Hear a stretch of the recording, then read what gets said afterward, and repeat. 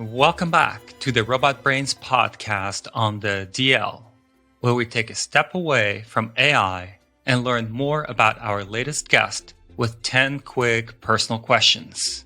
All right, let's dive in. If you could have a robot take over any part of your life, what would you have it do? In our free time, I enjoy gardening, and it's a lot of fun. But one activity that's not so much fun is removing weeds.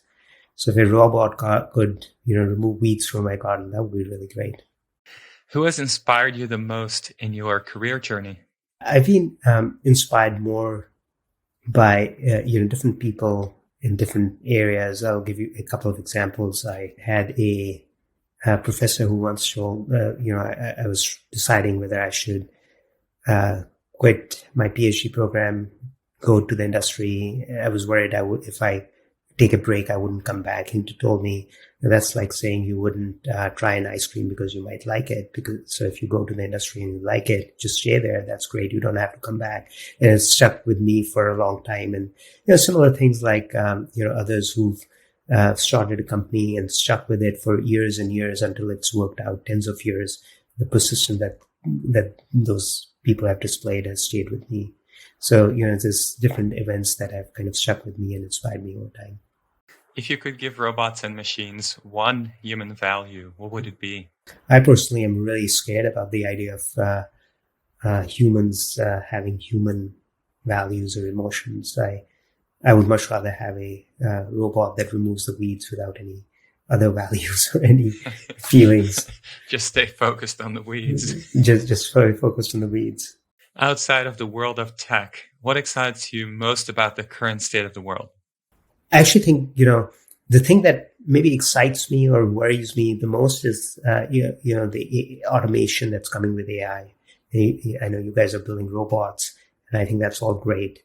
But there's a certain impact on society that comes with it that we don't fully understand, with respect to, not enough jobs or not enough work for people.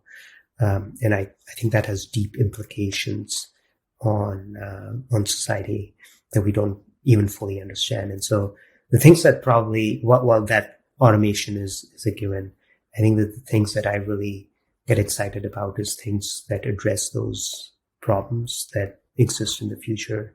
And I think that's an area that more people need to think about.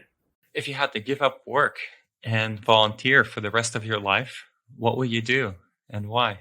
I would love to be a lawyer and help people somehow. I think I'm fascinated by that space of the law and how it gets interpreted and how it impacts society. What's the last book you read? Yeah, it's a book called Working Backwards. It's from two people who were early employees at Amazon, and it talks about the Amazon culture and how they build products and what are the core principles of the culture that they've built. And it's a fascinating book about how Amazon has been able to build two big businesses that are pretty independent of each other. Best present you've ever received? The one that comes to mind is my daughter gave me a coffee machine. I love coffee, and I've been, especially during COVID, because I drink coffee at home in the morning. It's been the most used gift recently. Dinner with one person, could be living or deceased.